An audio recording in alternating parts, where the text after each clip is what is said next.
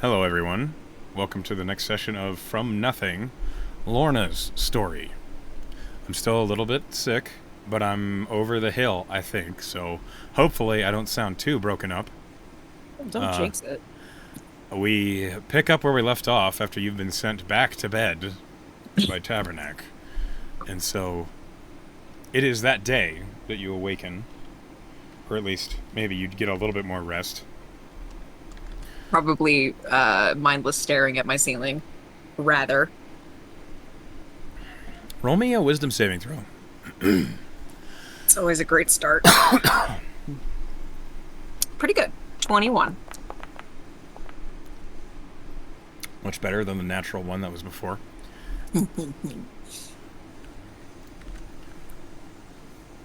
The suns are rising, and their light is coming in through the frosted, beautiful glass window that's on the side of your room.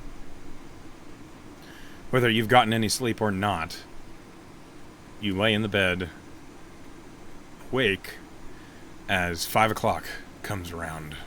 Mm-hmm. The typical wake-up time. I'm going to scurry to the mess hall and grab some breakfast and go to class. Roll me a d10. Okay. 10.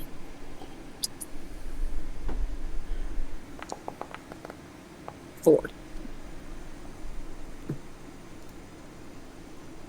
Hold on. Holding.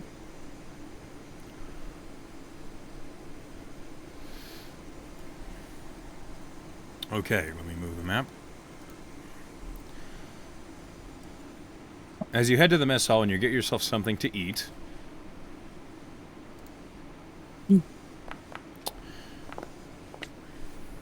breakfast today appears to be a hearty selection of eggs, bacon, sausage, potatoes, and an assortment of vegetables that have been what look like pan roasted. It's unusual, but the spices smell exotic, and you're not really sure where this food is originally from. But when you eat it, you gain 7 temporary hit points. So I had a really nice meal on my date with Stoic, and it gave me 11 temporary hit points. Can I keep those? Yes. Okay. But that still sounds good. Okay. As you are eating breakfast, Mhm. you notice a face you don't recognize. What?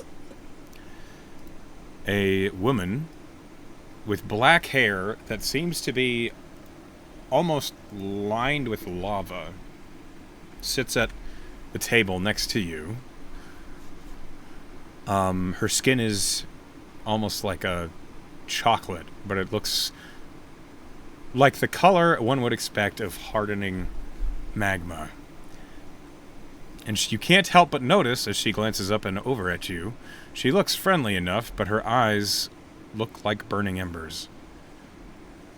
Cool. Do you have any idea what race this woman might be? Roll me an Arcana. Wait. 15? You're pretty sure, while it is an unusual looking one, the markers of a genasi are noticeable. But this one, you can't tell if it's a fire or an earth genasi. It could be either. Sure. Am I aware if there's a possibility that there's like a hybrid mixture of fire and earth? You've never heard of it. That'd be cool. It would be cool. This is what she looks like. Oh, there she is. Whoa. I would smile and wave. Uh, she waves back. She looks friendly enough. She doesn't seem entirely comfortable. The equipment that she wears, it looks like robes over what looks like leathers, almost like a leather breastplate. She kind of leans over to you and in very broken common, I'm new here. Welcome. Um, Common isn't your first language, is it? She shakes her head. Uh, uh, I'm gonna say in Draconic, Elvish, and Infernal. I'm gonna say in Draconic. Is this better? She just blinks. Okay, no. In Elvish, I'll say, how about this one? She shakes her head. Uh, Lorna sighs and switches finally to Infernal, and she says, anything? She does not Yeah, seem to damn it. understand you. Lorna just looks a little defeated, and she says, sorry, those are the only languages I know. I didn't know if that was common or not. No, a couple different ones. What do you speak? She thinks for a moment. She puts her hand a little bit below shoulder level. De Duamer. She's like struggling to find the word for the name of it. Can I put together through context what I think she's trying to say? You can roll an insight check. Really good. 23. You're pretty sure she's trying to say dwarvish. So Lorna will clap her hands together and say, Dwarvish. She smiles wide and she says, "Yes, dwarvish. Also, and then she gestures to her hair, and then she says something. You don't speak primordial, but she No. says, Lovely. I'm gonna take a quick moment to scan the room to see if I see Tier, roll me D100. as I know he speaks Dwarvish. 68. Oh, almost nice. You don't see Tier. Damn it. Segona? Roll me another D100. 49. You do spy the blonde dwarf across the room. She is eating breakfast and seated across from Anscombe. Okay, so I'm going to stand up and gesture with me and say, come meet my friends. She blinks. Very well. And she picks up her plate and follows you. Mm-hmm. I lead them right over and I say, Segona. Yeah. She doesn't speak good common, but she speaks Dwarvish. Sagona looks over at her and she says, in Dwarvish, so you don't know what she says. Mm-hmm. And the woman you brought over just nods and says, but and there is a conversation that happens. Uh-huh. And I'm going to look at Anscombe and say, do you speak Dwarvish? No. Okay, well, at least I'm not alone. And she'll sit down next to him. As you sit down, Sagona scoots over, and the woman sits down next to her, and they're having a conversation. Clearly, it seems as though this woman is excited that someone speaks something other than common that she also speaks. Dwarf is a pretty safe bet. Lorna will look at Anscombe and say, it would have been nice to talk to her myself, but no Dwarvish or Primordial, which is what I'm assuming her first language is. I'm surprised you don't speak, every language there is. I thought that was a thing you wizards do. Well, there's actually a spell for that, but I don't know it. And she's gonna take her book out and write on a growing list of things that she needs to do. Learn that spell. Anscombe watches you do this and he says, it looks like you have a lot going on there. I do. And looking more into that person you told me about is on that list. I hope so. I looked last night, but I got a little ways in and then was distracted, so. It's all right. I mean, I'm not expecting answers the next day. Was it Especially since, nice? well, from what I heard, it was real dark. So,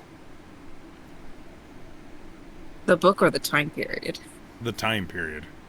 I don't Both. know anything about the book. Um, I just wanted to say I have looked and I'll continue to look until I've read every word in this book.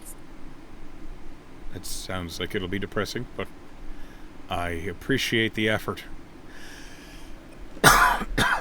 And I didn't say this yesterday, but, and she'll lower her voice and say, I appreciate you showing up. Hey, yeah, I gave it a lot of thought, and I'm not I'm not one to leave things half finished. And you're a friend of mine, so I decided I wanted to help more than I was scared. I appreciate it. That's good. I do. Hey, don't mention it. And I'll keep to my promise, which was helping me with that thing that we were hoping to do. He shifts a little uncomfortably, but he says, I appreciate that too. So anyway, I didn't know they did poached eggs so well here. This is delicious. And he's Oh, you're... very much changing the subject. Lorna will laugh and pat his back and say, very cute. You know, my mother used to tell me that all the time, and I never got used to hearing it. Because, the boys would always say being called cute by a woman is the greatest insult, but Is it? that's, well, I mean, that's what the farmhands say. Or did it feel like an insult when I called you that? No, Well, then I think it's amusing. I'll take it then.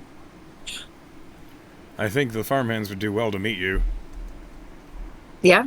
It might clear up some confusion. Insight check? Go ahead. I'm wondering what he means by that. 15?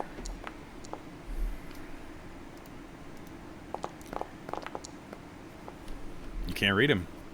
What? Yeah. Damn. She'll just kind of like raise a brow at him and not push it further and look back to Sagona and this Genasi and As you do look back, Sagona's like looking over at you, and she says, "This is Dato." I was literally about to ask you what her name was. Hi, Dato. Wait, how do I say hi? My name is blah blah blah in Dwarvish. Gordon Mosht, your name. Gordmasht Lorna. She smiles at you, and in common, she says, "It's very nice." My name or to meet me? Yes. And she Okay. just smiles.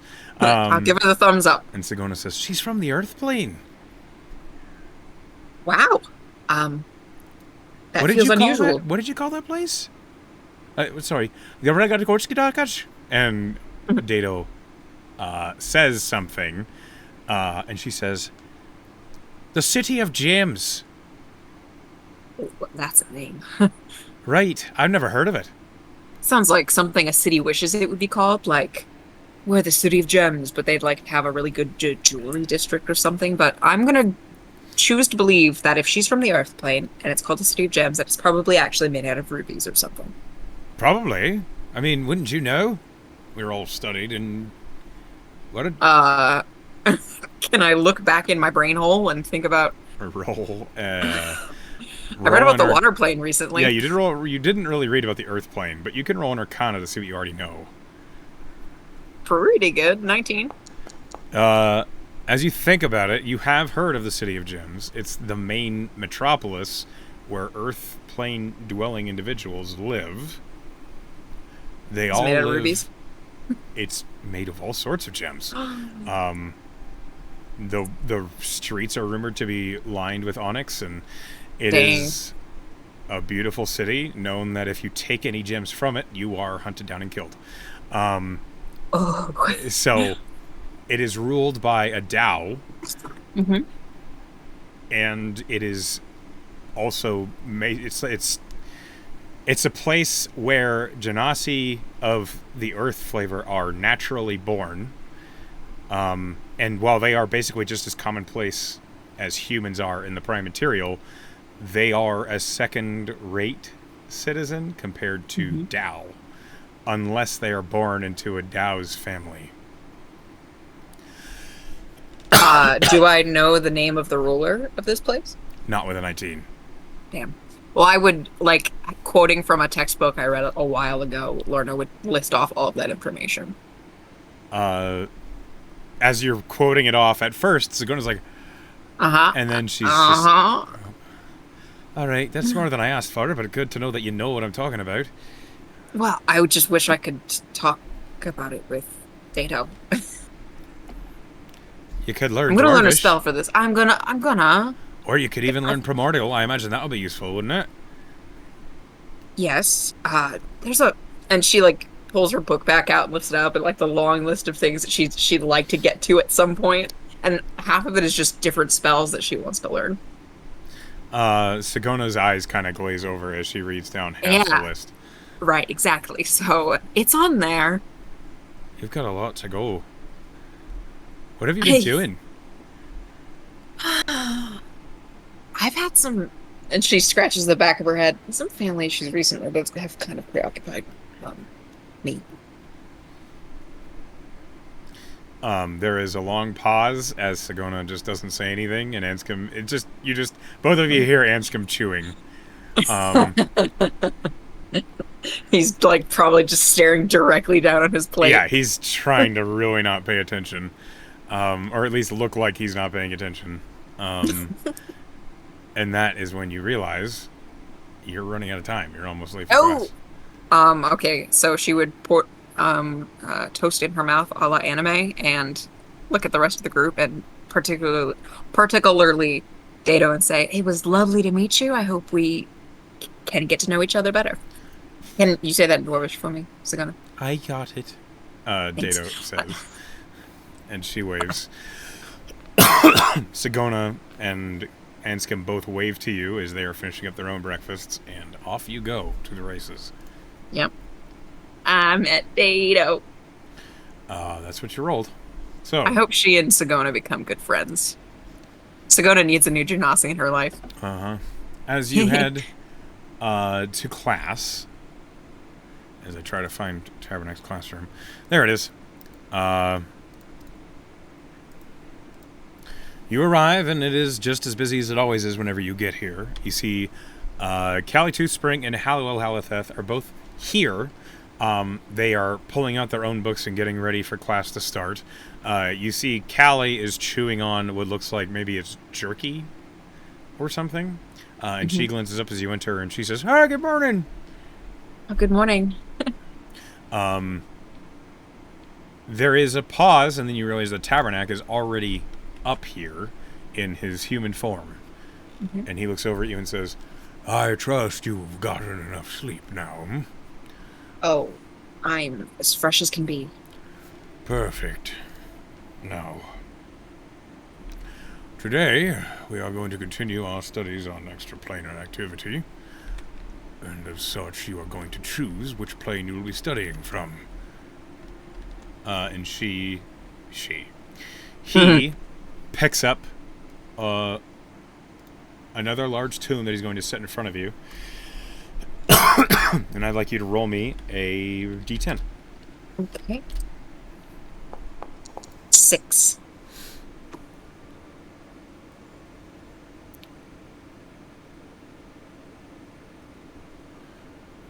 Okay. Interesting. Yeah.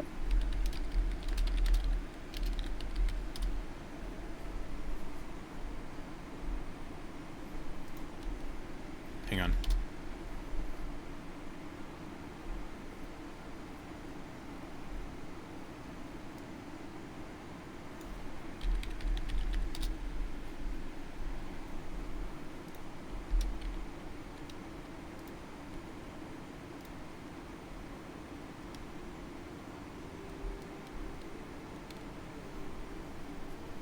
Okay, so the book placed in front of you is the plane of magic, also known as Arcadia. Oh, yeah. Lorna's like, she cracks her knuckles and she's like, let's get into this. Okay. Uh, as you look into this book, you see that the front cover of it is ornately decorated, and it is An Exploration of the Plane of Magic by Grothar Benelicilian. I knew it. These fucking vanilla cillians. How many are there? A bunch. How many were there? That was the same answer. Okay. Oh boy. Go ahead and roll me an investigation check and a D100. Natural 20. This is my shit. Natural 20 for investigation. Okay, roll me a D100. 17? Yeah. Okay, you are very intense as you study this book. With a 17, you don't get very far into it because you are very focused on absorbing the information. You learn It's just so fascinating. the plane of magic, also known as Arcadia, is a plane thought to also be the afterlife of dragons. It is always reputed as a beautiful plane, unendingly between twilight and dawn. The time of night actually depends on where you are. And it is one of the only places that spells can be cast above 9th level by a single individual. Whoa. Because the plane of magic is self-repairing, it is one of the only places that these high-level spells can be cast without truly dangerous consequence. On the prime material plane, a spell of 10th level or higher inevitably damages the weave. No matter how minor it is, because it's so powerful, it draws the essence of multiple people.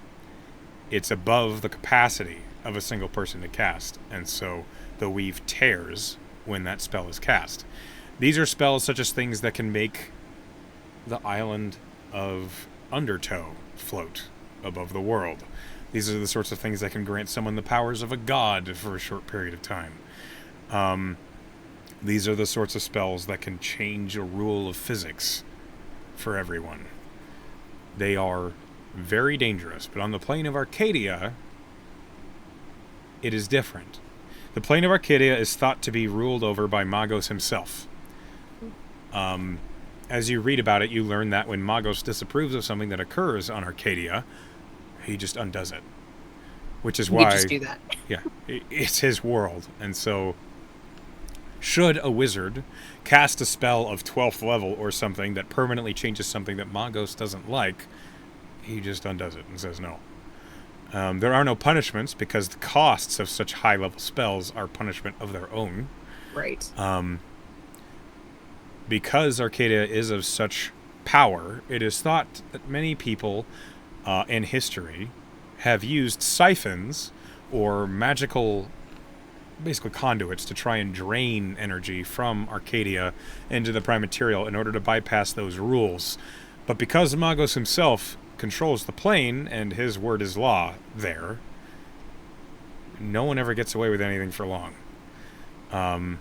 There have been many instances in history in the prime material plane where certain siphons, items called mythalars, have been used to channel magic of unending bounty, but within the confines of the rules of the prime material. And so, basically, people have abused the strength of the magical plane, but because they've towed the line, Magos did not stop them. Mythalars, which, as you're reading about them, are magical conduits that basically can control any of the trees of magic, whether they be transmutation, abjuration, divination, enchantment. It doesn't matter. What they do is they basically create a font of magic that can be accessed by anyone who is intelligent enough to use instead of their own personal well of energy. Which means that a mythalar can concentrate on a spell forever. There's no duration. Do you need to be buy it for that sort of thing to. You do have to be within. You have to touch the Mythalar, or you have to be within a radius of it in order to invoke it to control the spell. You do also have to know how to function a Mythalar, which is not knowledge that is easy to come by. Yeah, I'm sure that's not just written down. It's not in the book. No. As you move on past this chapter, you go on to the next one, which begins talking about transmutation and its permanent effects on the prime material plane, and how, when someone uses transmutation to change the base elements of an object, when it changes the value of that object, it is then breaking the rules. Mm-hmm. So, you can have an immense pile of coal, and you could turn it into something worth a whole lot more, like diamonds, but it can only be the value that that pile of coal was. So, like, a big pile would be 1 diamond. Exactly. Potentially. Which, conveniently, is a good way to transport extremely valuable goods. If you need to transport an entire shiploads of lumber, you could transmute them into a gold bar, and then carry that with you in your pocket, and then when you arrive to where you need to go, transmutation magic can then be used to turn it back. That being said, when you try and game the system, as it were, such as using, as aforementioned, a Mythalar to permanently transmute an object, that is when Magos steps in. Because you cannot break the rules of magic. Not without consequence. And consequences, as performed by Magos, are typically very much key to what sort of rule you were trying to break. For example, you might be turned into a person of diamonds, in which case you're dead. Ironic. Yes. And there's no appealing. There's no, like, second chance. Judge, jury, and executioner. If Magos decides you've done something that breaks the rules, he just punishes you and moves on. And then you are off to be judged by Croceus, because your soul is still around.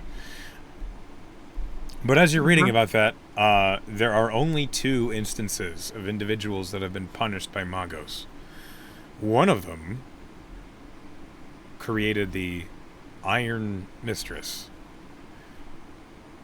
which is the massive iron statue on the southern coast of Tarracona. It's nearly a mile high, with a foot stepping into the ocean. You know that is from your own studies. It's an instance of great, like, mystery. No one really knows the whole story behind that statue, but it is iron, and it is enormous. It always takes on kind of a dull red color from the rust, based on what the environment is around it. But as you're reading about this in the book, you learn that it was an individual who was punished by Magos. That person? Yes. Wow. Dude. As you read on, I'd like you to roll me another investigation check and another D100. as reading all of that was just the first 3 hours of class. 23. Still good? Yeah. And D100. 59. Okay. And now we come onto the subject of evocation. Boom. There are fewer representations of elemental power than just pure evocation magic. And as you're reading about it, you learn every spell, whether it be an evocation spell or not, has its foundings in the base 4 elements of air, earth, fire, and water. There are different mixtures of which, and there are people who have an affinity for one kind over others. And also many spells are different blends of different elements, but when you create them, which is what is going to be important for you after reading this right now, understanding what those base elements are is what makes them more useful to you as a wizard. It is also how, as a wizard, you can creatively tweak a spell on the fly. Evocation is the secret to doing this. If you're trying, it doesn't matter if it's an evocation spell or not, as you're reading. You learn that evocation is the method by which we alter spells. So, if, for example, you wanted to create an illusion spell, but that illusion spell actually did something physical, you would apply evocation principles to it. For example, if you wanted to create an illusion of a bridge over water, but then you wanted that water to actually freeze so it could function as a bridge, you would apply evocation. And while this takes practice, a skilled evocation wizard can tweak any spell in their repertoire to how they need to. It's almost as though a transmutation magic being performed on the spells themselves. You did not come through clearly. I said that's pretty cool. Basically, when you're reading through this chapter, because you rolled a 59, you learn the mechanisms by which you can alter a spell you already know. And so, the next time you try and alter a spell, you basically have an advantage on the Arcana check to do it. Woo! So make a note of that. Okay.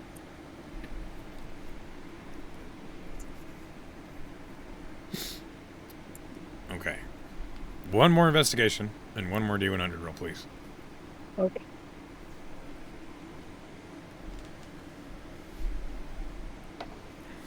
$26.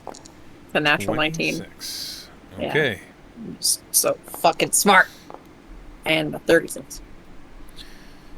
And now you begin to learn about the city of Arcadia itself, which is the seat of power that Magos' avatar sits within, and is an enormous metropolis, but it is occupied less by people of prime material and more of individuals from across all of the planes. It is a collaboration point for Gith, which I don't know if Lorna knows what a Gith is. Go ahead and roll me an Arcana. Okay. Yeah, 15? You have heard of Gith. What you know with a 15 is that they are a race of intelligent, like almost like half-orc people, but they are from the astral plane. Mm-hmm. That's what you know with a 15. You don't know much else. You learn that Arcadia is also a conjoining point where dragons often do business with lesser people, because they can be trusted, or rather they can trust the city itself to govern the rules and manage however people do their business there. It's almost as though the governing force of dragons, the great ones like Raylar the Lasting and such like that, they rely on Arcadia for how they handle each other between metallic and chromatic dragons, and how they handle people. Mm-hmm. Arcadia is seen almost as though it is a place for business that is not evil, like the Nine Hells. While the city of Dis is where contracts and organizations can be founded, Arcadia can also be a place of business and trade without the risk of your soul being taken. Yeah, the seedy, underhanded loopholes. It is also a location where the most exotic spell components can be found in great number, and for anyone to become an archmage, they must make a pilgrimage to visit the avatar of Magos himself in Arcadia. Well, I've already got a good in because I gave him the rock ones. Did you say that out loud to yourself? And I think she kind of mumbles that under her breath, and she also pulls out her fucking notebook again, and on her to-do list she writes, pilgrimage to Arcadia. You also read on and learn that the only way to be granted a visit with the avatar of Magos in Arcadia itself is to cast a 9th level spell. Oof. All right. That's a real test. She's like thinking about her graduation exam and having to make a spell for that. She's like, it's fucking nothing compared to meeting the avatar of Magos. That being said, it is thought that if you cast a 9th level spell and Magos himself is impressed with it, he will grant the visitor who completes their pilgrimage and becomes an archmage, he will grant them a wish. She writes beneath pilgrimage to Arcadia, impress Magos. So? That's on our to-do list now. And it's right below learn primordial. Yeah. It is now 3 o'clock in the afternoon, and you've been reading and making notes and studying the plane of magic consistently for the whole day. Oof. Your back hurts. Your intense focus, you can almost feel like that swimming feeling as you stop reading, and you're like, oh. Mm-hmm. And as you look up, Callie is chewing on what looks like maybe it's a piece of candy, and she says, "You should really take it easy." This is just the first plane I've started to read about where I was just like, yes, this stuff, you Oh, know? which one did you get? Arcadia. Oh, I'm jealous. Yeah. What did you get? She frowns, and she holds up the book, and it is Arborea. Which one's that one? Is that the Fae? She like squints, and she says, "You can read it next time." Go ahead and roll me an Arcana to see what you know about Arborea. It's another Arbara. Yeah, it's not the same. Okay. 14? Okay. Uh, you know, it's a very mysterious plane. It's about secrets. Okay. It's thought to be almost like a plane of emotions. Oh, I don't understand that at all. She said, "Yeah, it wasn't. It's not super fun to read." Well, I'll get there when I get there, right? You hear Tabernacle from the corner around the corner say, "No, dude." Oh. Actually, when she hears Tabernacle, she looks in that direction. Is he in his human form? Yeah, he's up by the pedestal. He has a book open, and he's got a quill, and he's like making notes now, which is funny because as someone who lives in Amaranth and in Marigard, pens exist. He chooses to He use chooses a to quill. use a quill and ink blot. Just like he chooses to be middle-aged as a human, Yeah. which is funny to me. He seems I to think be a she would traditionalist. she would feel very fond feelings about that. And she would push the book of Arcadia aside and kind of like shuffle up toward where Tabernacle is working in the kind of way where you want someone's attention, but you don't want to interrupt what they're doing. Yeah, So she kind of scuffs her foot on the ground. You just hear the scratching, and he says, "Yes, Lorna. How can I help you?" I have a question about a spell, maybe. I don't really know the spell, or if it really is a spell, but magic can do anything, right?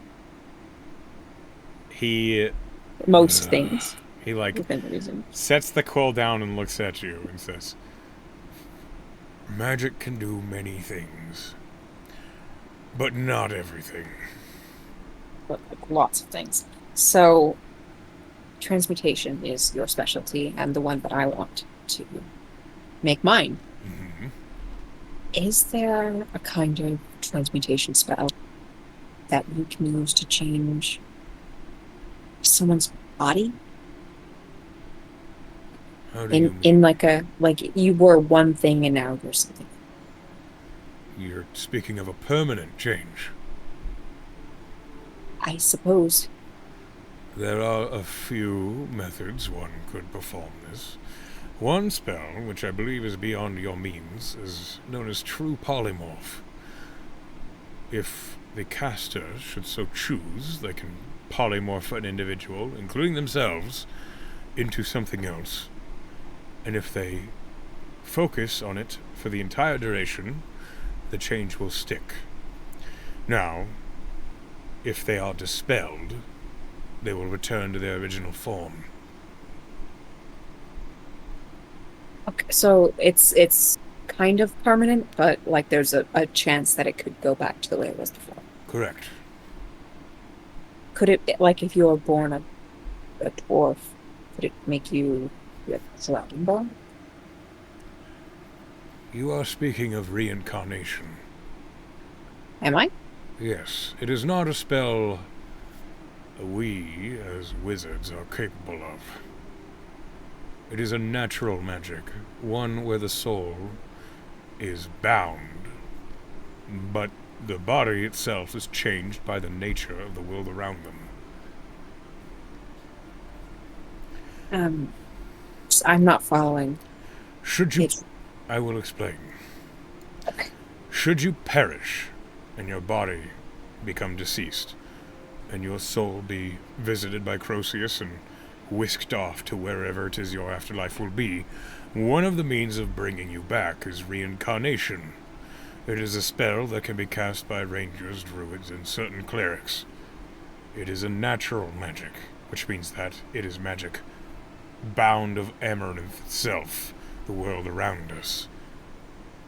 You are familiar with natural magic, yes? I'm familiar with its existence, but I, I've not worked closely with people with such an affinity for natural magic to the It, point where I knew that they could do this at all. it is one you should learn and one you should respect, as natural magic can be even more powerful than anything we can manage. Natural magic is that which is bestowed upon true people of Amaranth. A druid of Amaranth, or rather, any druid who actually learns the magic of the world around them, can cast reincarnation. And should they decide to use the spell on an individual who was slain, they reach out for the soul. All they need to do so is something as small as an individual hair of the person, or a toenail, or a drop of blood. Should they have any part of that body which was bound to the soul will return, and a new body will be formed for them.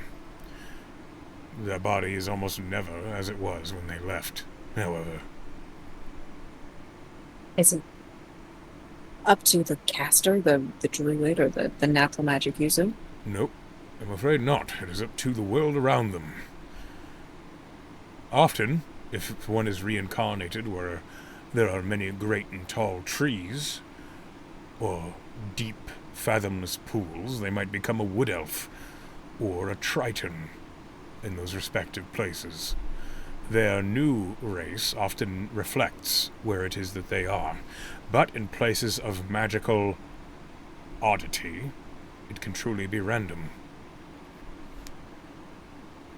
One thing can be sure is that the chances that they are what they were when they left are almost none.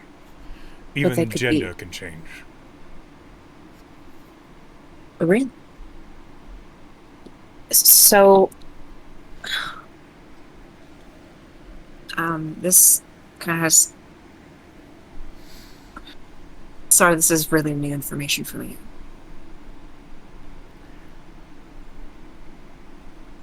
If you are truly this new to natural magic, perhaps we should introduce you to some. Really? Like talking to Folly? That is always a good start. He can be a bountiful resource of information. Okay, that's not a bad idea. This is sort of related. Um, what kind of people would never see the sun? What? I'm sorry. It's a hard question to phrase. Rather, if there were people in Amaranth, Mm, I believe in Amaranth, who have never seen the sun before, where would they be? well, there are many different races that live below the earth, as it were. There are Duragar, which are the grey dwarves who never come out into the light if they can avoid it. There are the Svirfneblin, which are deep gnomes. They, too, reside below the ground. Kobolds, or entire clans of kobolds, will stay beneath the surface of the earth for as long as they can. Dark elves frequently will spend their entire lives without seeing the sky. Specifically those of the Underdark. The Dark Elves of Undertow, along with the Duragar and the Drider of Undertow, are different. They've become more sociable, if you understand. Sure. those who dwell in the true Underdark are villains, at least to common society. I do recall on my way back from Augur City, my companion and I were assailed by two dark elves that we believe came from below. Yes, that does happen. In particular, there are a few vents where there have been raids from the Underdark around here. It has been a common practice of ours to send out contracting teams to try and close them, but they are skilled in making new ones. And why do they raid the surface? Resources, money, food. Also to acquire slaves, unfortunately, if they manage to get a hold of individuals who are skilled, but caught off guard, they have means of capturing them. What happens to slaves taken down there? The stories that I've heard are never pleasant. Sometimes they are auctioned off to Illithid. Mind flayers. Those who are not auctioned off to mind flayers are typically, from what I understand, used to perform menial labor, such as digging more caverns, harvesting gems, or as, well, prisoner soldiers. I see. I'm assuming that they're typically doomed for life unless they can escape. Yes. Unless they somehow impress their slavers, I don't know. I've never met a slave who got out on their own. They were always freed by someone else. Like old companions coming to rescue them? Yes. Does that make sense? If people brought them down there to be slaves, I don't think they're so ready to let them go again. I don't think so, no. I'm sure there are some exceptional cases, or perhaps a dark elf growing a conscience or something like that, but I doubt it. They're all fairly self-interested, in my experience. The ones that I have met were violent. You've met some? Of course. You've been around for as long as I have. You run into them. Sure, I suppose. And I mean, I have too, but it's not like I could talk to them. They were trying to kidnap me. Well, do you speak Undercommon? I don't. Then it is not. That doesn't help you. If you don't speak Undercommon, then you wouldn't likely have much of a conversation with them, as they don't practice the speech of common. They have no interest in learning our trade language, as it were. Right. Do you think it's at all possible for me to be able to communicate with someone from down there someday? There are dark elves that have turned a new leaf, as it were, came to the surface of their own volition. Our warlock instructor is one. Elise is? Of course. I didn't know that. I thought she was from Undertow. Maybe I should not have been the one to tell you that, but yes, she is, I believe, of a city known as Arthobereziel, but you should speak with her about that. Have I ever heard of Arthobereziel? Bereziel? Roll a history. DC's 25. Wow. Aw, 11. No. She just blinks with like one eye and then the other. Good gecko. Okay. That's interesting. Thank you. If you do decide to speak with her about that, maybe hesitate to mention that I told her, as I consider it. I should maybe not have said that. Is that like a drow from beneath hesitant to mention that? I suppose the stigma is there. There is a prejudice against those who are of the actual Underdark, as they are thought to be dangerous. Which is why she generally just says she is a dark elf and leaves it at that, as many assume if they are sociable, they are of Undertow. She's very sociable. She is very good at what she does, yes. It's been enlightening. Thank you, Dominic. Was there anything else? No, there's always something else. But I'm not, but I need to. I see. I was expecting Stop that you to be a from me. No, build-up for another no, question. no, not even a little bit. Very well. Then, I will return to my studies, and class is dismissed. You are free to leave. Right. Thank you again. And she will pack her things and scurry off. You are welcome. And he goes back to working his Oh, pedestal. Do you leave the classroom? yeah. Okay. As you do, you return out to the main halls of the Merrygold Academy. It's about 4 in the afternoon. Yeah. Where are you going? Let's go see Elise. Okay. I guess our yesterday. She's gonna be like, Okay. what? You head to the Warlock classroom. Okay. Putting these pieces together. Slowly but surely. Okay. As you head to speak with Elise, I appear to have lost my Warlock classroom. No. I've been having a lot of issues with my foundry today. I think I need to update it again, but I really don't trust it. Well, for now, theater of the mind. Theater of mind. Yes. You arrive at the Warlock's classroom to find Elise. She is having a conversation with Dog, the always a little bit corpse-like individual. And she looks up as you enter, and she says, hello again, Lorna. How can I help you? I'm starting to think I should have become a warlock because I see you so often. Certainly, it would have been an appropriate course, yes. But what do you need? Do you have a minute?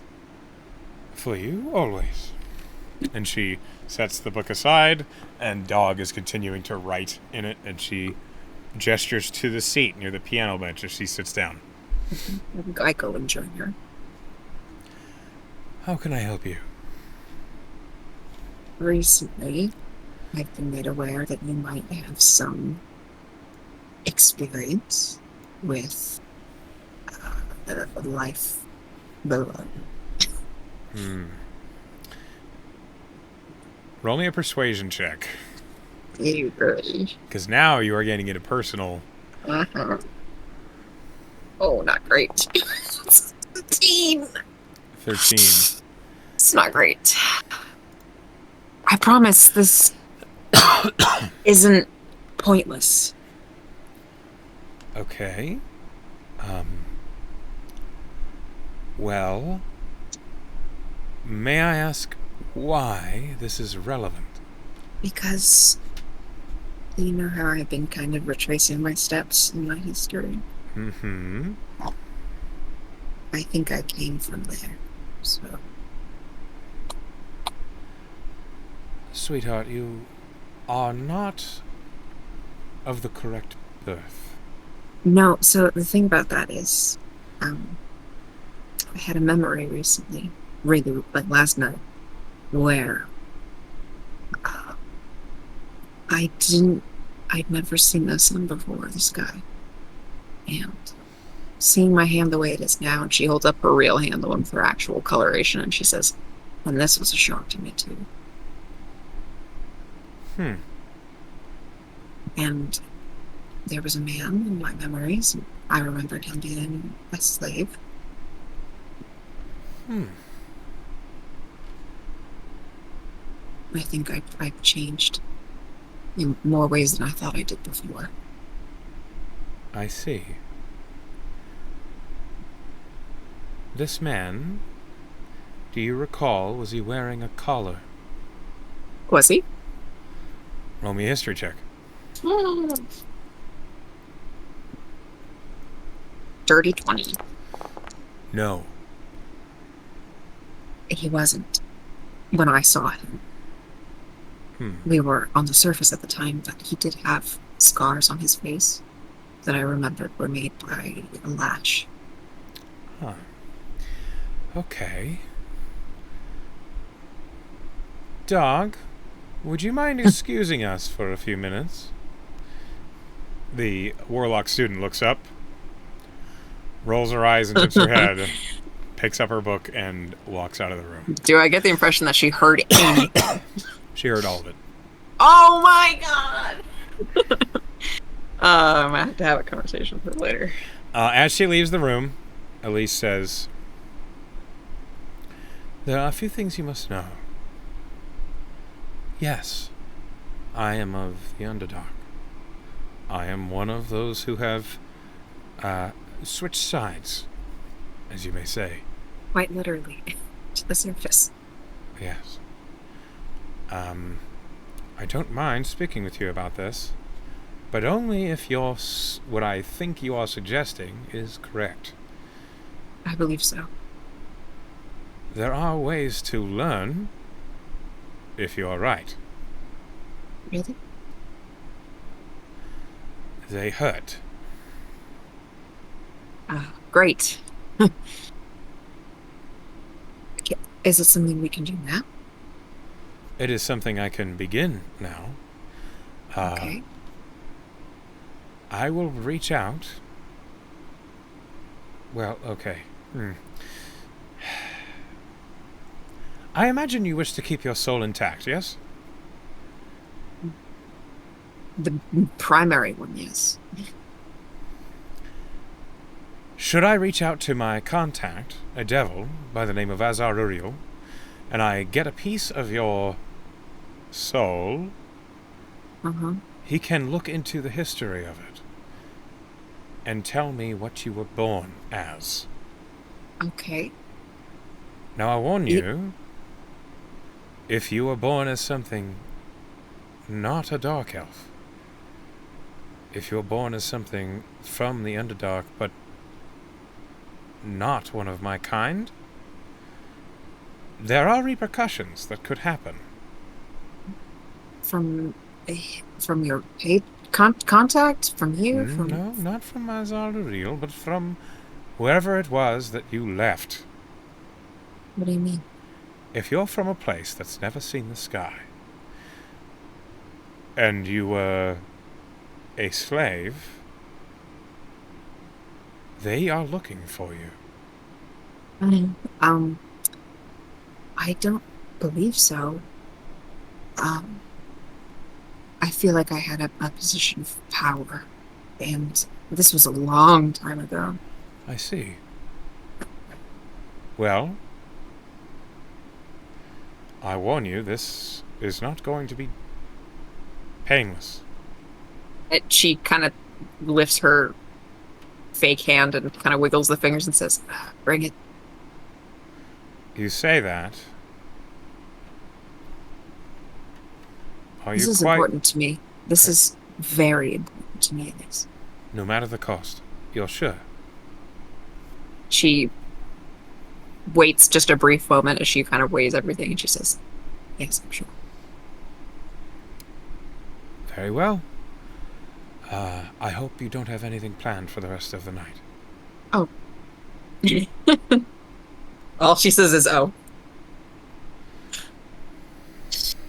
You watch as Elise sits back. She reaches into a pocket and she pulls out a long parchment. And she bites her thumb and strokes her thumb across the contract. God, I'm not wrong, and I was just... As she does, the contract suddenly lifts from her hands, burns away. Suddenly, where that smoke from that parchment was, it gathers into a cloud of a humanoid figure that is pure darkness. Pure black. It's as though you're looking at a human form of Requiem. That's cool. But instead of white, the eyes glow red and orange. And you hear, "You summoned me?" And Elise says, "Yes, I need to learn who our friend Lorna here was when she was born. As we suspect, there may have been some changes." This entity looks at you, and I need you to make a charisma save. Okay. 17? You are frightened. Eee. You Damn, feel that's a just high this. save. Yes, it's higher than that. Oof. You feel just a cold shiver climb your spine from the lower base of your back all the way up to your skull. And the entity says, I am sure we can find whatever we need to. And she has given us consent? And Elise says, yes, she has. But please restrain yourself. And the entity steps towards you, plumes of shadow and smoke billowing away from its feet as the clouds suddenly form on the ground, and you see ice just forming everywhere on the carpet as it's approaching you. And Laura's idly thinking, if that devil's were hot.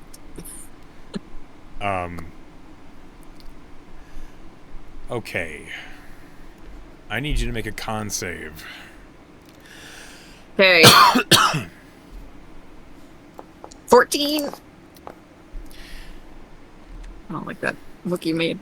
The entity's mouth suddenly opens, and it's as though you're looking into a pit of fire with jagged teeth made of more blackness. It surges forward, and I need you to roll me a d8. We're going to decide where he bites you. Oh my god! I feel like Elise should have been more specific about what's gonna happen. 5. 5. Suddenly, he surges forward, and out of your upper left thigh, Okay. you feel teeth sink in. And as quickly as it's begun, the cold pain that you feel is gone, but you feel the hot, wet rush of blood spilling down your leg. And the entity is standing before you, his mouth is closed, and you get the impression that he's chewing. It's tasty meat. You glance down, even though you are frozen with fear.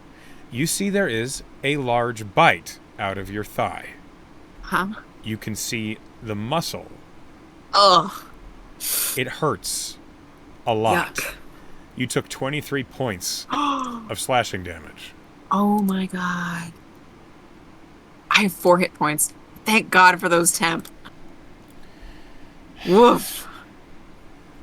As he chews, he says, my ritual will require 8 hours.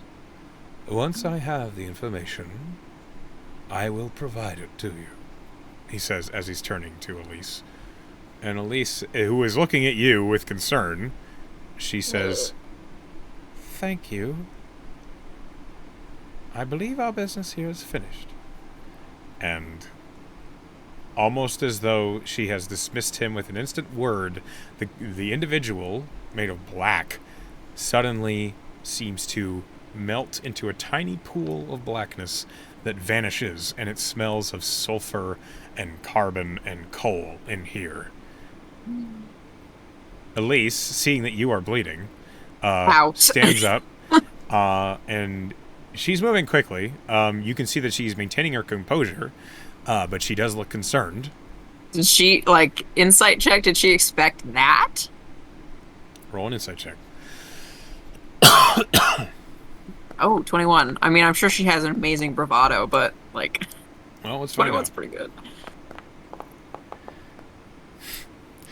Even though you incited very well, she's still very hard to read. You can't tell.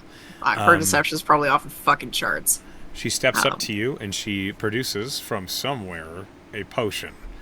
And she says, drink this before you pass. Yep, I do. You gain 10 hit points, not temporary. Okay. And the wound stitches itself mostly shut. It's now scabbed over and hurts a lot, but you are no longer bleeding.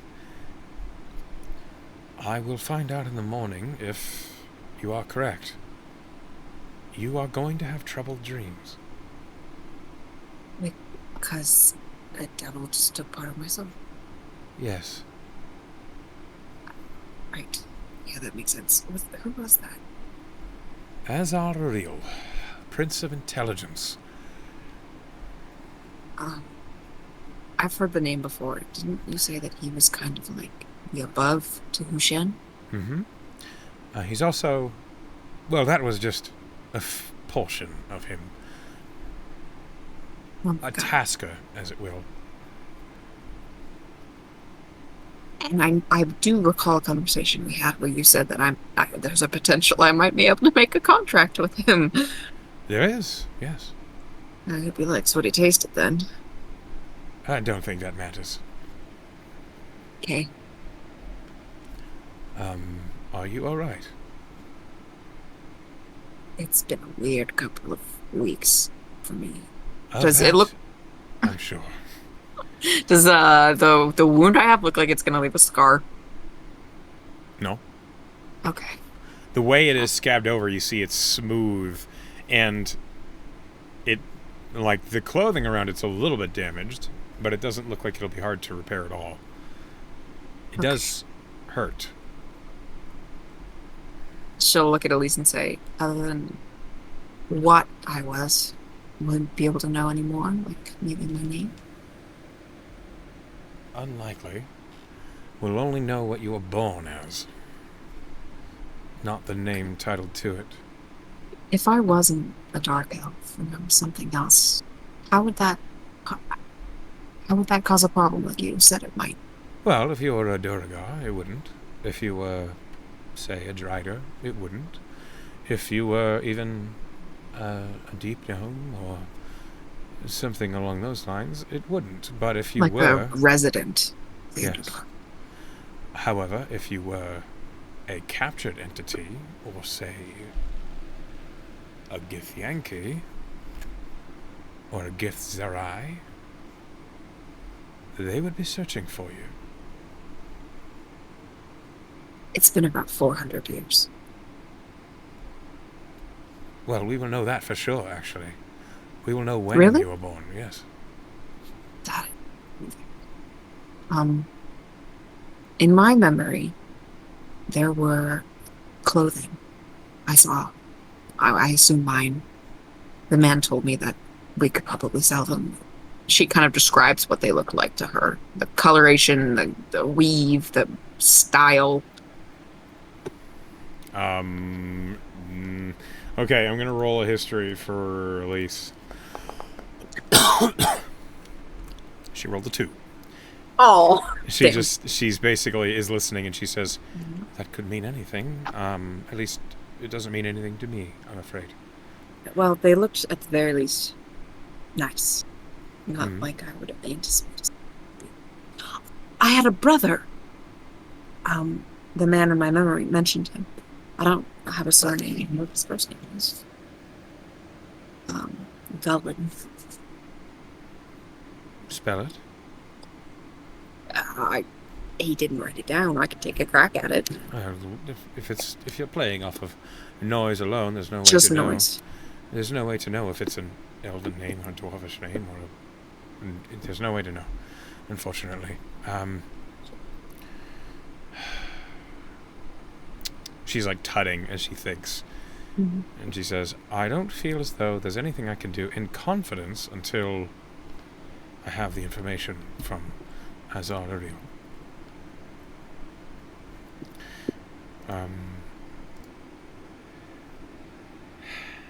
When I find out from Azar, I will contact you and let you know the truth. Would you prefer I call you here, or shall I just send a message? Uh, you mean like tell me the important news via message, or call me here to have a person discussion about what you?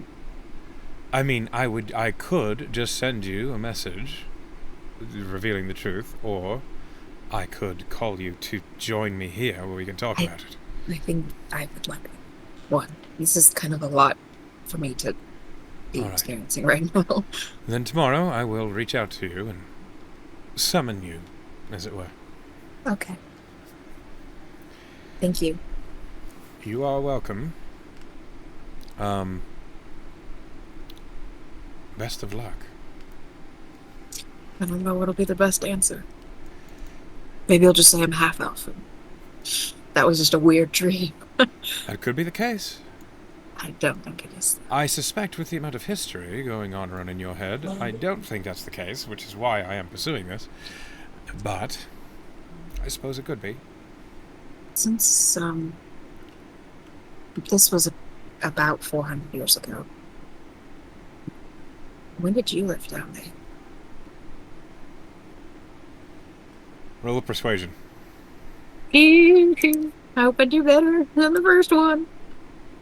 I didn't. That's a 10. I can't tell you everything. For gods, you already know how old I am. Something. What was that name of that? Shit. What did he say?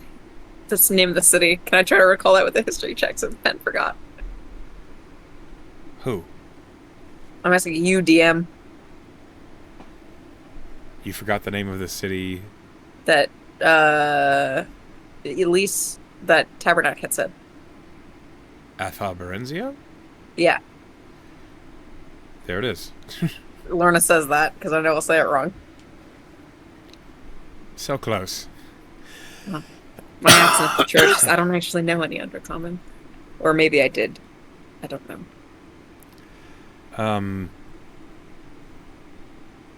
That is an interesting question.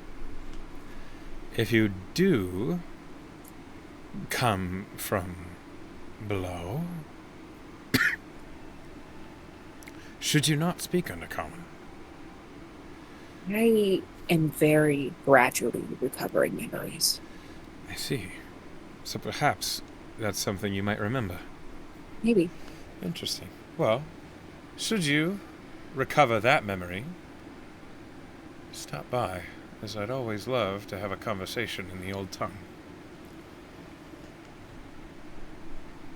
Of course. It's the least I can do for all you've done for me. Yes, it is. Now, if there'll be nothing else, Nope. will you please send Dog back in? I'm sure she's listening at the door. Am I gonna be, sure you're worried about that? No, Does Dog is harmless. Okay. Curious, but harmless. Okay. And then I'm gonna go to the door. You open it, and Dog is right there. Hear anything interesting? No, you're too quiet. Lara will just kind of chuckle to herself and step aside so she can pass. She does. And what do you do next? She's gonna go to dinner with the hopes of seeing Tier. Roll me a D100.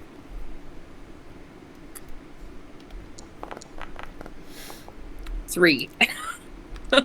You bump into him on the way into the mess hall. I do, yes! As you do, he says, "Oi, oh, hey there. How you doing? It's been a minute, hasn't it?" Gods. I needed a bit of normalcy. I've been called many things in my life. That's the first time that's one. It's comparatively,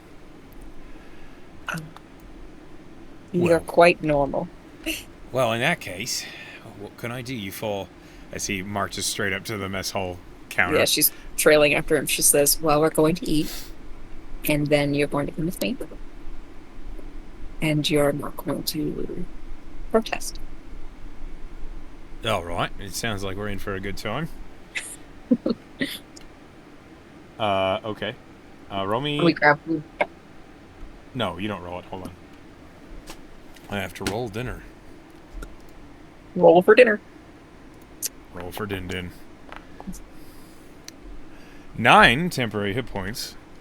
My goodness. Dinner is a hearty pasta in an oil and basil sauce with a sort of like pieces of chicken and vegetable dived within, and then there is like this very dense salad with all sorts of fruit and nuts in it.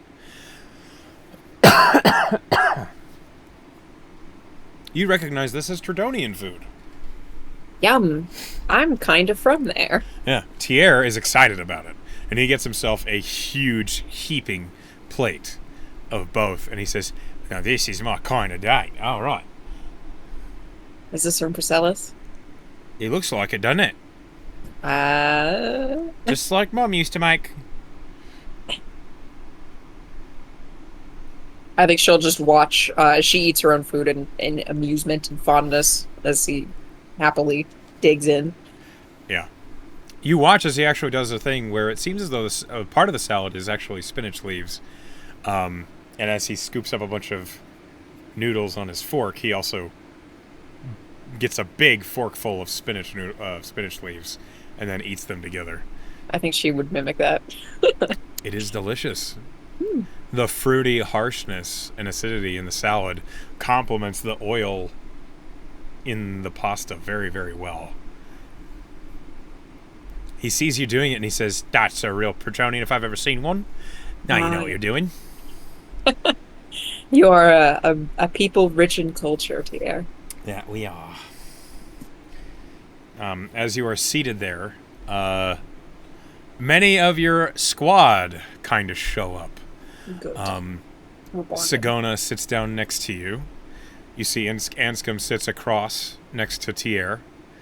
And you didn't notice until a fork collects some salad off of your plate, but Skolna is seated at the head of the table next to you.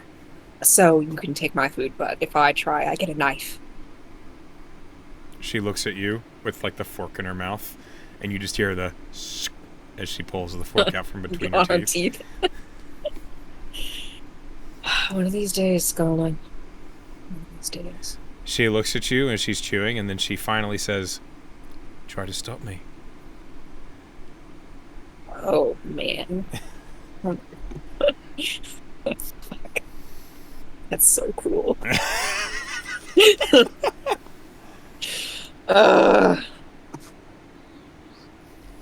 As all of you are eating and having a good time in the mess hall, conversation begins to go about everyone's day, basically. Anscombe's complaining about getting his ass handed to him by Lilith.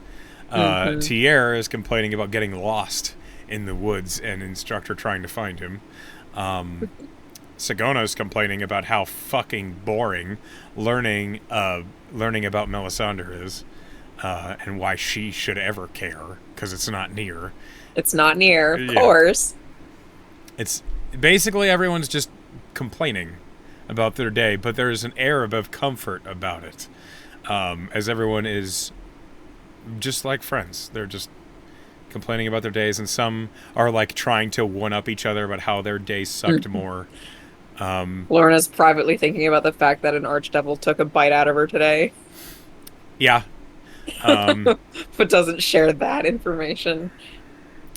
As you're thinking about that, and you're listening to your friends kind of bicker and sitting around you, you hear, "Lorna, are you all right?"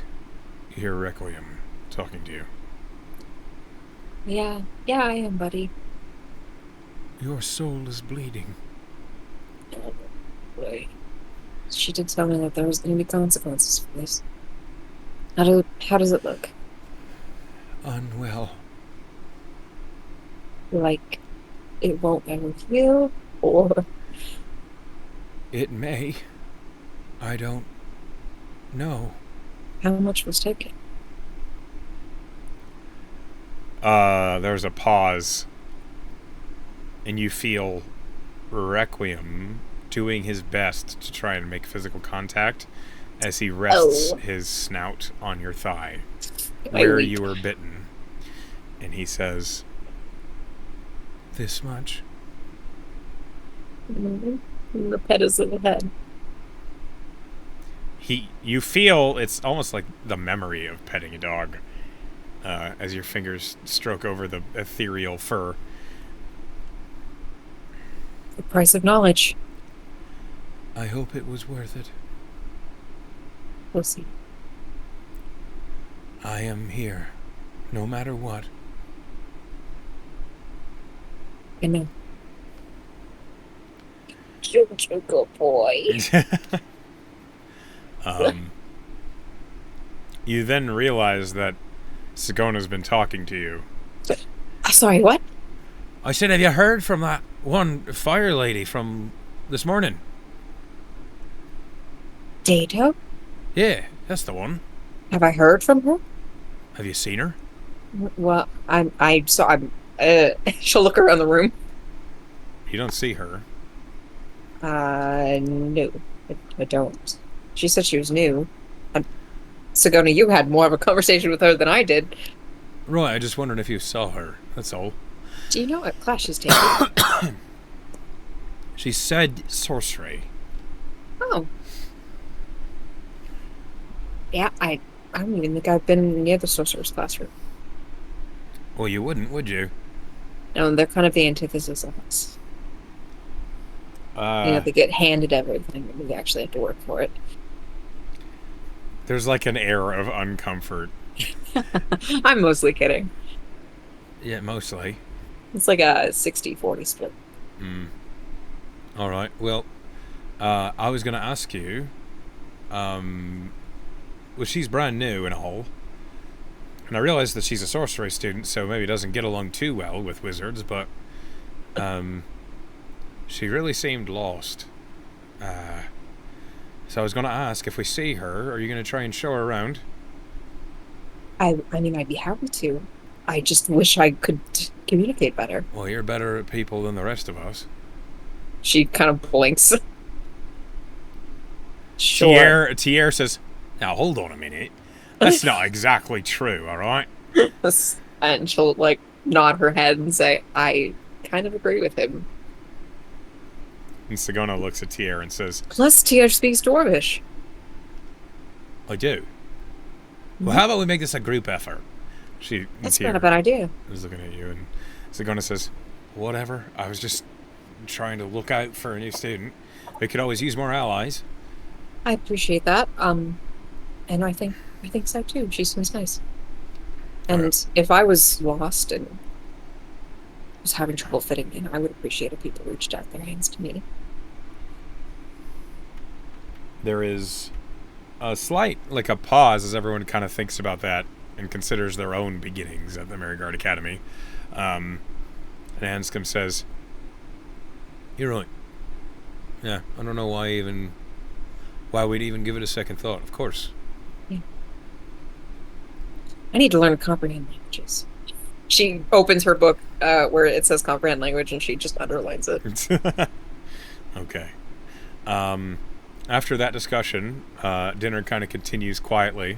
There's still some small talk going on, but as the meal concludes and everyone begins to go about their way, Tier says, "Right, so what'd you need?" I'm not protesting, I'm just curious. Right. She stands up and she gestures to the way out of the mess hall. All right. He follows you. And I take it back up to my room. As you're heading in that direction, he says, "Oh, you need attention. All right. Let's go." You're allowed to assume whatever you want. Well, am I wrong? She doesn't respond as she opens the door. Okay. He realizes, he's like, "Oh shit, I might be wrong." Okay. She's called for a talk with the principal. Yeah. He heads into your room and sits down on the bed opposite yours. Right. What'd I do? You didn't do anything. Rather, it's been a day, and I meant it when I said that. I was glad to see you, and that you really make me feel a little normal, so. All right. I'm glad to be a slice of normalcy, despite my never-ending attempts to become extraordinary. It's a good thing, I promise. Okay. What I really wanted was what has been, priority between us has mostly been me, and I realize I don't know much about you, so I kind of want to learn more.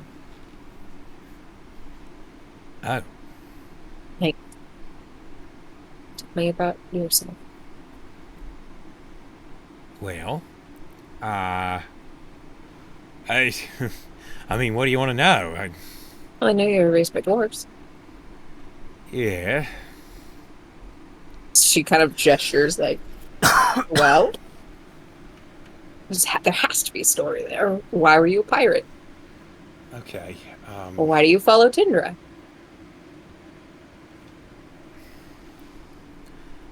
Roll me a persuasion check. Mhm. Oh, fuck. That's a 9. It is a 9. Damn. I've been like just sheer balls on my persuasion rolls recently. I was a pirate because I needed to be. Right, I suppose that wasn't necessarily something you were like, oh, I'm just gonna do this now. Well, okay. So, when you grow up around Priscillis or anywhere in Triton, right, everyone is all about sailing. Joining the Navy or working the shipyard or it's the culture there, right? Like, that's the big deal. Hell, they call the king or whatever, they call them admirals. It's, Pretty big deal. yeah, it's annoying, honestly. At least from an outsider's perspective. I'm not. Okay. Do you know where Aga's Rest is? Do I? Roll history?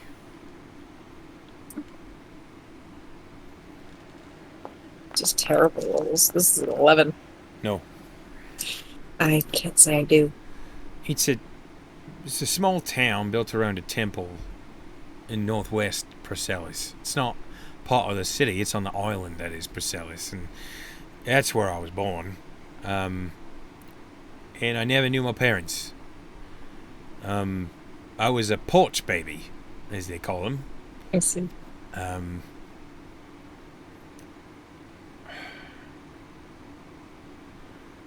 my family, at least who I consider to be my family, they raised me to be more useful than just being able to sail a ship. They taught me how to read people and see what sort of things people mean. And, you know, they were hill dwarves, so I spent most of my time outside, in the woods or in the mountains, trying to learn to fend for myself. And then I was on my own, and I had no way to really fend for myself. I mean, I could hunt, and I could feed myself, but the truth is I fell ill. And I couldn't really take care of it.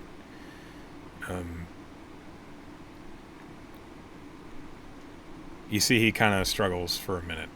She would get up from her own bed and sit beside him. Roll a persuasion as you try to comfort him. Lot better. 21. 21. Mm-hmm. He kind of takes a deep breath and he says, I don't know what I would have done, but I was found by clerics of Tindra. And they said they were out on a pilgrimage. Well, they carried me because I couldn't walk for myself back to their temple in Priscillis. They held me, and if they hadn't, I'd be dead.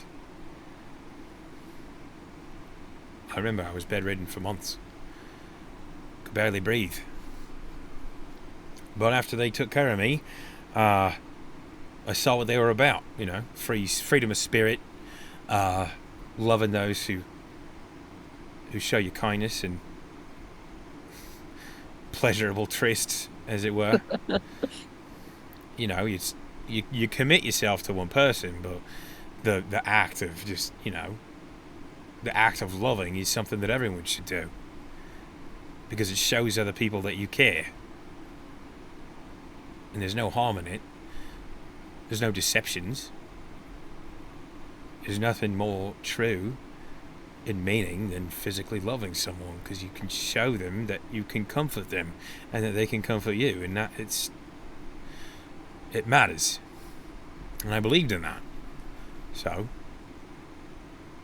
they let me stay at the temple. And then I kind of got a little bit sick of it, I guess. I got tired of staying there after a few years. I got tired of seeing people who were abusing it. Would say they were doing things in the name of Tindra, but they were just selfish, horny bastards. They would abuse the services of the temple to, just get off. It was never a real ritual. They never cared. The Temple of Tindra always offered people, they had the bathhouse that they would always offer people free cleanings, and then if you proved yourself worthy or if you were needing it, they would help you. And they were always very kind about it to everyone. And it didn't matter if they were being abused, but I hated to see it, so I made an excuse to leave. And I took what skills I had, and I decided to finally throw my hat in with the other sailors. And at first I was just, a crewman aboard a trading vessel. And then that trading vessel was taken by the Seaworth. And they liked me. They offered me a position. And I can't think of something more free than sailing outside the law. I felt like I was truly speaking out to Tindra by shedding those shackles, and also there was a few really cute sailors on the Seaworth. And one of them also was a fan of Tindra. Yeah. Yeah. Spent a lot of time there. I enjoyed it a lot. Until things got a little tight. Money was tight. We hit a merchant vessel that was loaded with silk. It was all from Scythicus. It was all real expensive, the sort of things that Driders weave, and that haul would have been a fortune. But Captain Daggett saw it all, and he got greedy. Normally, when you're pirating, you take a little bit, right, like a tax. You take just enough that you can keep your crew fed, you can keep the ship afloat, and many merchant ships they plan for it, right? They load more than they manifest just to deal with the pirates, so there's no bloodshed. But Captain Daggett got greedy. He wanted all of it, and there was a mercenary troop aboard that vessel, and they did not take kindly to Captain Daggett overreaching. So it was bloody. And I lost a few friends.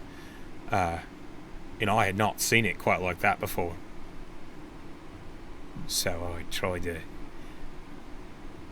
avoid it as best I could. I managed to hop aboard that merchant vessel, and I took a pair of clean trousers and a tunic from what I think was just a deckhand who had been killed in the fighting, and showing all my hair off and pretended I was part of that crew all along while I watched the Seaworth sink.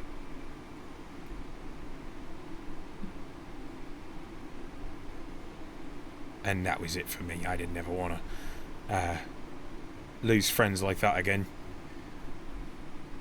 The freedom was nice, but I'll never forgive Captain Daggett for his greed. But it doesn't matter, because he's beneath the waves now. But I took what haul I had left, anyway, and I worked my way across the crystal, signed up.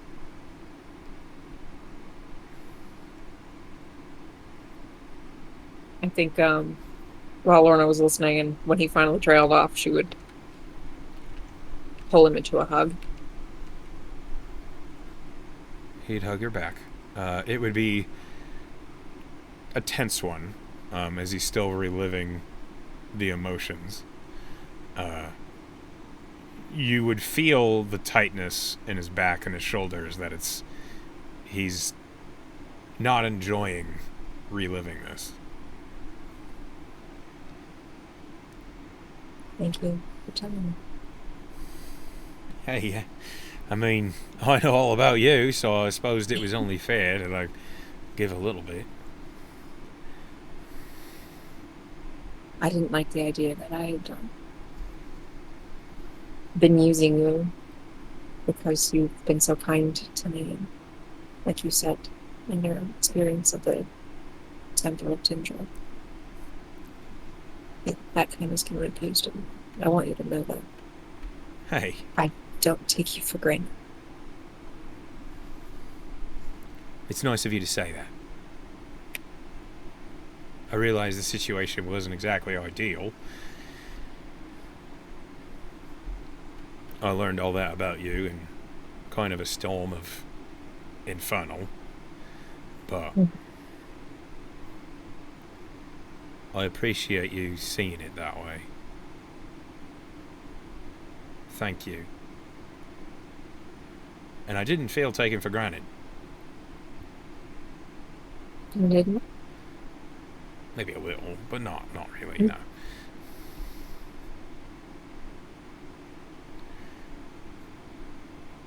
I told Ansk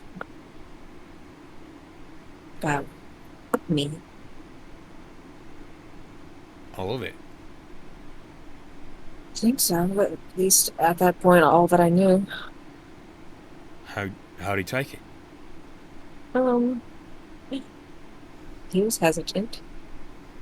I told him kind of the way I know you found out because you were with me for a big part of it, but I did say to you that if you wanted out, you needed to tell me immediately and then leave because I don't, I don't want to get attached and then get hurt. So I said the same thing to him, partly because I don't want to get hurt and partly because I feel like this is such a thing that nobody uninformed should be dragged into it. And I had this expectation that he was going to leave. It seemed like that was a very real possibility that he wasn't going to stick it out. Well, he was still at the table today, so I think he's made his decision. good man. But I will say that I appreciated that you didn't need the time to think about it, Like, you kind of already knew.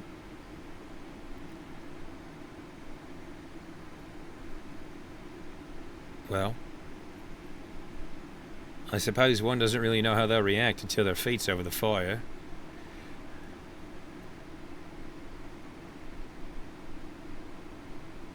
I'm glad to know. I'm sorry I was a little hesitant to tell you the whole thing. No,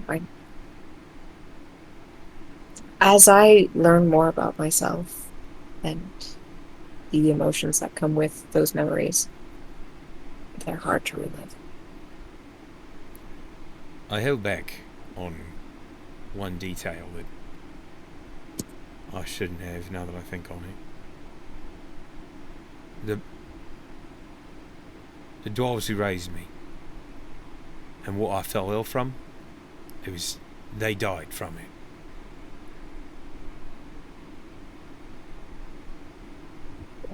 Do you remember what it was? It was a plague of some kind. You couldn't breathe. It was as though a mold was growing in your lungs. It was horrible. I watched them cough their own lungs up in pieces. And I would have been more scared, but I thought I was falling right behind them.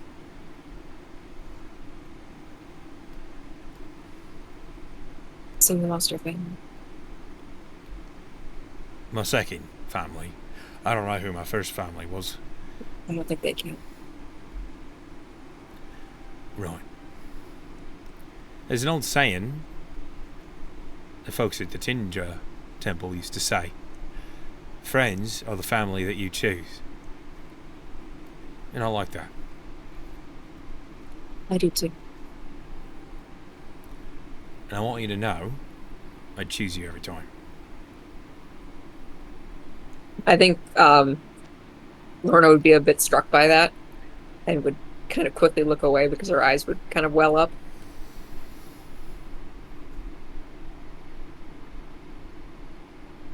He would gently pull her back to look at him with a hand on her face and brush away a tear with a thumb and say, we can cry in front of each other, can't we? I think maybe we've reached that point, yeah. Come here.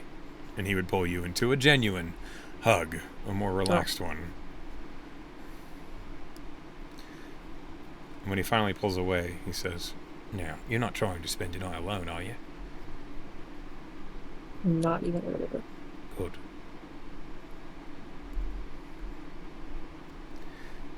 And he would, basically, you'd spend the night cuddling with Tier. He wouldn't try to push anything. Mm-hmm. It would just be comfortable. Roll me a wisdom save at advantage. Oh, it's nice. Devil Dreams. Still rolled terribly. 13 is max. 2 8s? Oh, man. Good thing he's... I'm going to scratching out parts of my flesh and he's going to be there at least. You have a rough night. Leaf. You awaken every hour in the twists of fear, sometimes screaming. Every Poor time guy. you awaken, Tier is there, awoken as well, as he tries to calm you back down. He's patient about it. He doesn't seem annoyed. And after the fourth time you wake up, he says, whatever it is you're going through, I'm right here. It's okay. Just relax. Trust me. I do. Good. No demons are worth losing this much sleep over. So tell them to go fuck themselves next time you see them. Devils, not demons. Devils. Okay. That's worse. Tell them to fuck right off. Or I'll deal with them myself. I'll tell them you said that. That being said, you did roll a 13. Uh-huh. So, you complete a long rest, so you heal, but you have an exhaustion point. Oh, man. And that morning is when we are going to call it for tonight's session. Okay. Tier's probably exhausted too, with the poor guy up. He was not tormented, so he got Right. a long rest, but he's tired. Thank you, everyone, for listening to this session of From Nothing, Lorna's story. Lorna's continuing nightmare. Whoever it is that's watching or listening, we love you, and we'll see you again next week. Bye.